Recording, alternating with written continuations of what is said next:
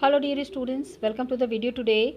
So children, we are carrying on with the second chapter first chapter history, where we are talking about the nationalism in Europe. When we are talking of the European nationalism, children, something that is extremely important is that the nationalism that has started. First we discussed about the painting by Frederick Suro. After seeing the painting of Frederick Suro, we understood that Europe was moving towards a different environment where there was a need of change in the complete situations. There was a need that the people and their thinking should change. For that purpose, the first ever revolution that had happened, it was in Europe, and it started with the France.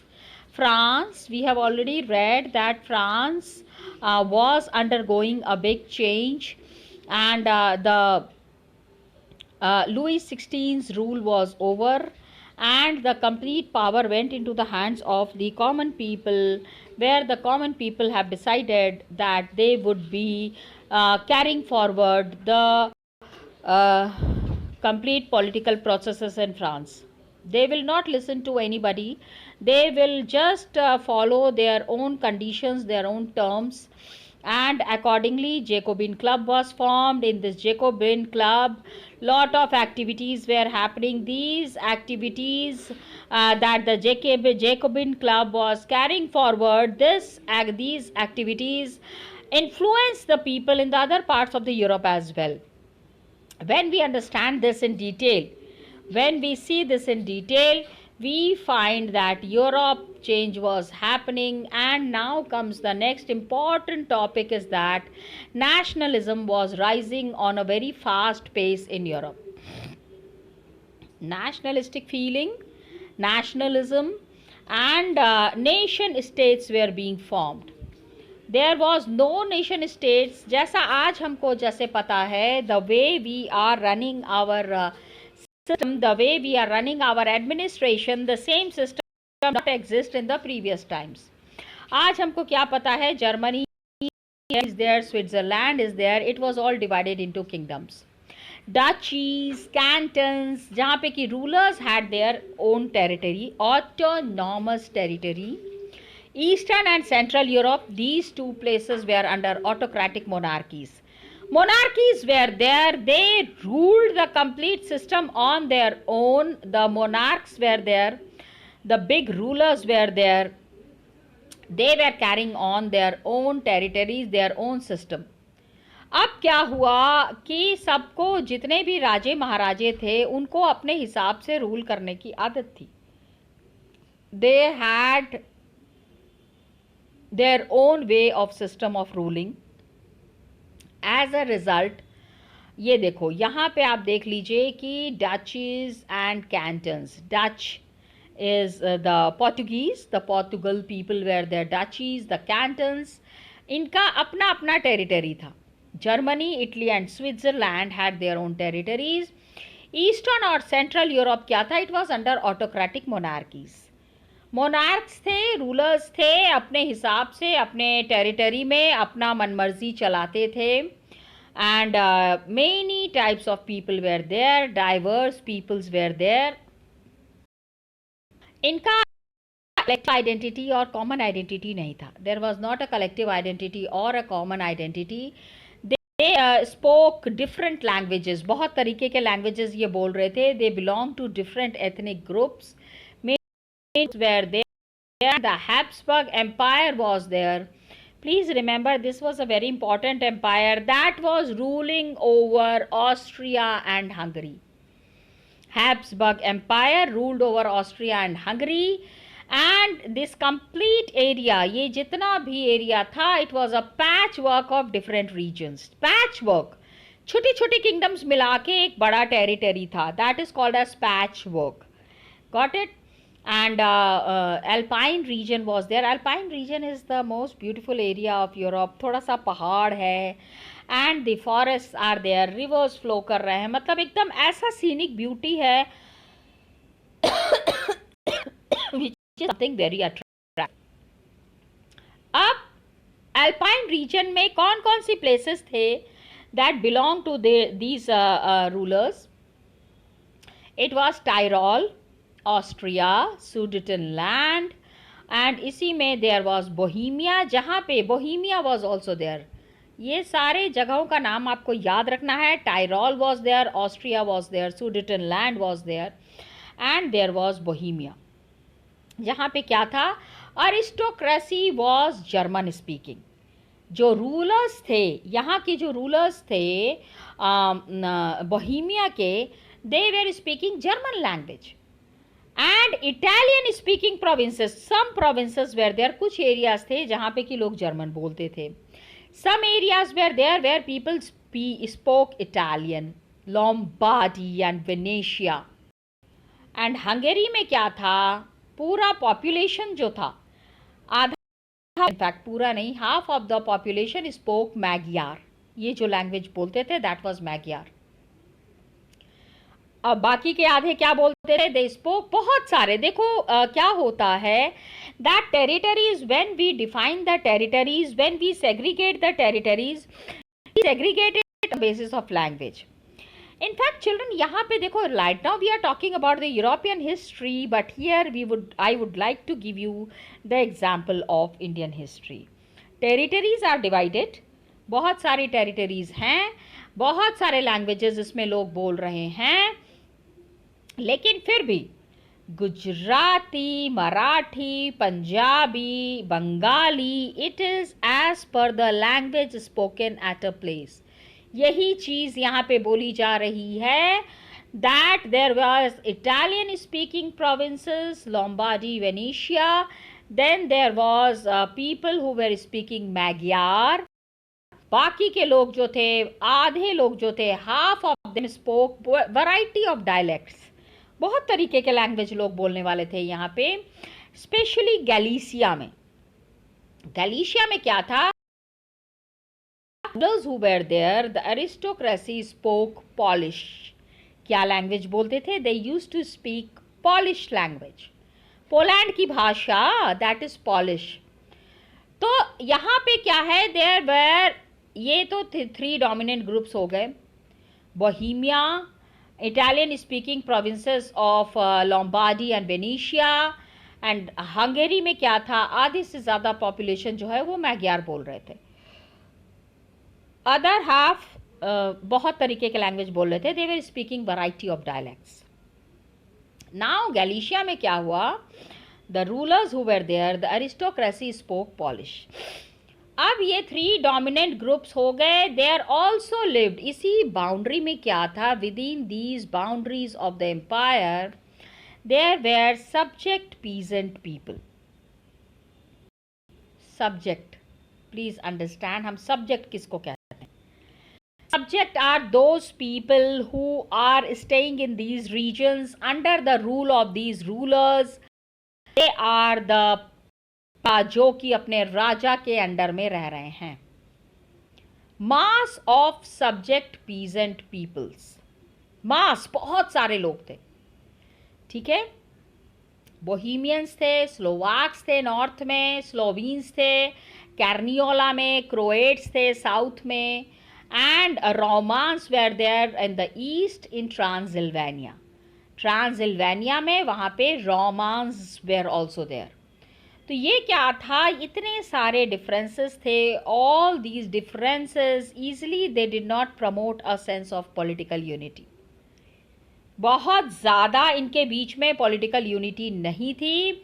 एक ही चीज़ थी that was binding them together was they were all related to one emperor. इनके जो राजा महाराजा हुआ करते थे, इनके जो rulers हुआ करते थे, वो एक होते थे। लैंग्वेजेस अलग हैं, लाइफस्टाइल अलग है, रहने का तरीका अलग है, culture is separate, but one thing that together, एक साथ जिस चीज ने इन लोगों को बांधे हुआ था, that was the allegiance to राजा के तरफ इनका पूरा पूरा झुकाव था। They were totally committed towards their rulers, please understand that. अब क्या है, नेशनलिज्म और आइडिया ऑफ नेशन स्टेट कैसे आया। Aristocracy was there, middle class was there, socially, politically, there was a landed aristocracy. Dominant class was there in the continent. बहुत ही बड़े चढ़े high fi लोग थे. सोशली एंड पॉलिटिकली, सोशली बहुत strong थे, politically बहुत स्ट्रांग थे. एंड ये जो क्लास था, members of this class were united by a common way of life. एक ही तरीके की इनकी जिंदगी थी. ठीक है, there was a common way of life पूरे रीजन में that was spread, and they owned estates in the बड़ा एरिया होता था. एस्टेट्स का मतलब समझिएगा, estates are those places which are owned by very rich land owners. बहुत ही अमीर जो लैंड ओनर्स होते हैं वो इस तरह के स्टेट्स पे राज करते हैं. And they have their own town houses. पूरा का पूरा शहर इनका होता था. पहले हमारे यहाँ भी होते थे, you know, our kings were also there, जिनके पास पूरा शहर होता था. जमींदार होते थे जिनके अंडर में कि 8-10 गांव होते थे. तो ये जो aristocratic people were there, these very high society people were there, they were very dominant. Dominant means बहुत पावरफुल थे. They were the most powerful ones. अब आप ये देखिए कि how they were related to each other. ये पहला तो फ्रेंच लैंग्वेज बोलते थे. फ्रेंच लैंग्वेज रूलर्स की भाषा है, लोगों को अट्रैक्ट करने का तरीका है. That was the way that the French people, that these people were attach to each other. They spoke French for the purpose of diplomacy. Diplomacy is something that is very politically used. एक दूसरे से दोस्ती भी है, थोड़ा jealousy भी है. That kind of a feeling is called as diplomacy. सामने से मिलेंगे तो बहुत ही ज़्यादा खुश होकर मिलेंगे, फिर उनको कहेंगे ओ हो इन्होंने तो 100 रूम्स का घर बनाया है, अब हमको एक ऐसा घर बनाना है जहाँ कम से कम 500 रूम्स हों. Yes, that was this kind of a feeling is diplomacy. ऊपर से दिखा रहे हैं दोस्त हैं, ये तो नहीं कहेंगे दुश्मन है, लेकिन कहीं ना कहीं हल्की फुल्की जेलसी हुआ करती थी. There was little bit of jealousy found inside them. अब क्या हुआ, फैमिलीज क्या थे, दे वेयर कनेक्टेड फैमिलीज. अब अरिस्टोक्रेटिक फैमिलीज है, राजा महाराजा हैं, तो वो अपने बच्चों की शादी आपस में ही किया करते थे. The kings used to marry the prince and the princesses. And वैसे तो दिस एरिस्टोक्रेसी क्या था, they were numerically a small group. छोटा सा इनका ग्रुप हुआ करता था. एंड मेजॉरिटी जो पॉपुलेशन थी इनकी, ठीक है, ज़्यादातर लोग क्या थे, they were was made up of the peasantry. ज़्यादातर इसमें पीजेंट्स थे. एंड वेस्ट में क्या था, there was bulk of the land. Bulk of the land that was farmed by the tenants. Tenants किराएदार जो किराया देते हैं. And small owners were there. West में क्या था, there was bulk of the land. Bulk मतलब काफ़ी ज़मीन थी.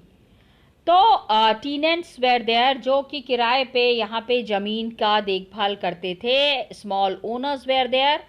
And eastern and central Europe में, when we see the European map, the pattern of land holding, जितने लोग वहाँ पे रह रहे थे, the pattern of land holding was characterized by vast states.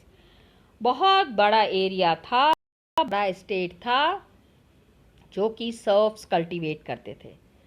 Serves the people who used to serve, जो लोगों की सेवा करते थे. The people who used to serve the lower caste और the labour category people used to serve the upper category people. Higher classes की जो सेवा करते थे, they were called as the serfs. तो लैंड होल्डिंग वॉज देयर. अच्छा, पूरे Europe का सीन है, ठीक है, ईस्ट वेस्ट नॉर्थ साउथ. एक बारी मैप देख लेते हैं. Let's see the map of Europe once it is mentioned here. ये देखिए यूरोप है. So when this is Europe, so here we are, this is west, east, this is north and this is south Europe. So when you are going towards this, जब इसको आप map को देखेंगे तो इसको आपको थोड़ा सा डिटेल में समझने की जरूरत है. तो this is what is explained. क्योंकि देखो, when we are talking of nationalism in Europe, तो पहले ये तो समझो कि यूरोप में कहाँ पे कौन रह रहा था, which place which category was staying. First we need to understand this. ये समझ लेंगे तो आगे की सारी चीज़ें जो है वो क्लियर हो जाएंगी, काफ़ी सारी चीज़ें जो हैं वो हमको आराम से एक्सप्लेन हो जाएंगी। तो ये we have understood about the complete European system. Now we are seeing west में क्या था। Tenants and small farmers were there. Central Europe में land holding was there and it was cultivated by the people who serve. And western and parts of central Europe में क्या था, there was industrial production was there and trade. Industrial production was happening, trade was happening. इसका मतलब था growth of towns was happening, growth of towns on a very, शहर बहुत तेजी से बढ़ रहे थे. Trade was happening, towns were growing and commercial classes were emerging. ठीक है, ये जो कमर्शियल क्लासेस आ रहे थे ऊपर, whose existence क्या था, production, there was production for the market. The middle class which was there, they were producing for the market. Commercial classes were there. दुकानें थी, सामानों को एक्सपोर्ट इंपोर्ट करते थे, and this is how the complete business was. Industrialization England में शुरू हो गया in the second half of 18th century, and this is how France and parts of German states ये 19th सेंचुरी में शुरू हुआ. सबसे पहले industrialisation that had started, it had started in the 18th century. लेकिन फ्रांस में, Germany में क्या हुआ, it happened during the 19th century. Now France में क्या है, फ्रांस में एंड इन जर्मन स्टेट्स ये सिर्फ it happened during the 19th century. मतलब it started in Britain, it started in England and later on it spread in other parts of Europe. इसी समय क्या हुआ, new social groups were coming up, नए नए groups आ रहे थे. वर्किंग क्लास पॉपुलेशन था, middle class was there. Middle class में there was industrialist, businessman, professionals. Please understand this middle class constituted of which groups? कौन से ग्रुप्स थे इस मिडिल क्लास में? Industrialist, businessman, professionals. एंड ये इसलिए आया क्योंकि यहाँ पे इंडस्ट्रियलाइजेशन हैपेंड. इंडस्ट्रीज खुलने के वजह से लोगों को और भी तरीके का काम मिला, डेवलप्ड. And middle class में there were industrialists, businessmen, professionals. Central और ईस्टर्न यूरोप में क्या था, ये जो ग्रुप थे they were smaller in number, काफी कम थे, छोटे थे, less in number till late 19th century. और उसके बाद educated class was there, middle class was there, there was idea of national unity. ये educated class था, liberal middle class था, there was ideas of national unity. इसके बाद there was abolition of aristocratic privileges.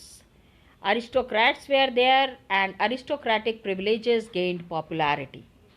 The higher class, the higher society people, they started gaining popularity. Aristocratic privileges जो है it gain popularity.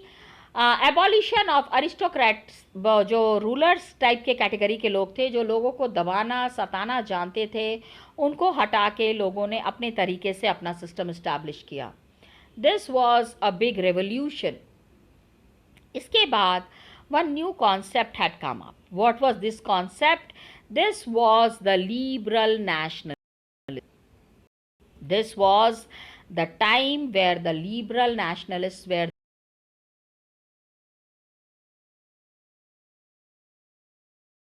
the ideology of liberalism was there, and liberalism derives from Latin root liber. Latin word liber was free. So liberalism has come up and it means free. New middle classes that were there, liberalism was for freedom. It was standing for freedom for the individual and equality of all before the law. सारे लोग जो हैं equal, law के पास सब लोग equal हैं. All the individuals had been practising equality. ठीक है. Liber means freedom, liber means to be free.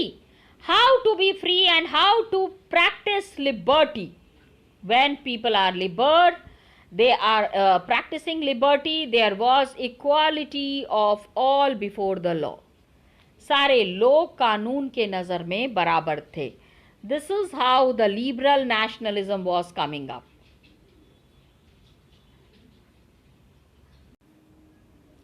Free होना है, liber as it is mentioned here. कितनी कितनी जगह पे फ्रीडम चाहिए. Many people way are now looking for freedom and all aspects. Political freedom, economic freedom, social freedom, हर एक तरीके से the people in Europe wanted to be free. And French revolution में क्या था, लिबरलिज्म का मतलब था, the meaning of liberalism during the French revolution was end of autocracy. Autocracy finish हो जाएगी, clerical privileges would be finished, एक constitution बनेगा, रिप्रेजेंटेटिव गवर्नमेंट बनेगा पार्लियामेंट के through parliament representative government would be there, end of clerical privileges. And 19th century में क्या था, liberals क्या कर रहे थे, they were also stressing the inviolability of private property. Private property की ज़रूरत थी. पीपल सेड, पहले क्या था, all the property belong to the king, all the property belong to the aristocrats, all the property belong to the monarchs.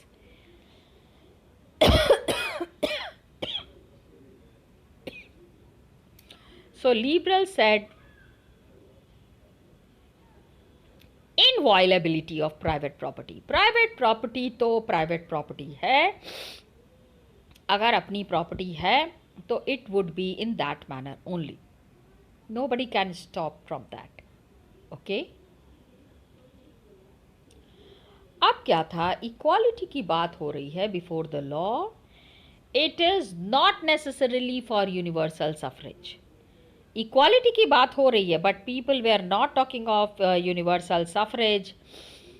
Everybody is not getting the right to vote. Remember France, yes, active citizen, passive citizen. कुछ लोगों को उन्होंने passive citizen बना दिया था. First political experiment that was there in the democracy, right vote to get elected was given to property owning man. देखो, जो पैसे वाले थे ना, सारा प्रिविलेज वो अपने पास ही रख रहे थे. And man without property and women, they were excluded from all the political rights. Political rights सारे लोगों को नहीं मिल रहा था. ठीक है. ऑल द एडल्ट मेल्स बहुत कम समय के लिए दे एंजॉयड दी सफरेज. लेकिन Napoleonic code went back to limited suffrage. Napoleonic code में ना बहुत कम लोगों को सफरेज मिल रहा था. एंड विमेन जो है, they were reduce to the status of a minor. अब women were coming to the status of a minor, मतलब कि उनको कोई भी राइट नहीं था, subject to the authority of fathers and husbands. They were always under either the father और the husband. 19th century में, throughout 19th century, and non-propertied men, there were opposition movements demanding equal political right. ये था liberal political liberalism. आगे we will be carrying on in the next class. Till then children, thank you so much and all the best to you.